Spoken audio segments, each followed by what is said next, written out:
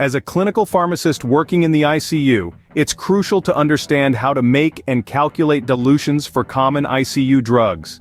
Dilution is a critical aspect of medication administration, and getting it right is essential for patient safety and effective treatment.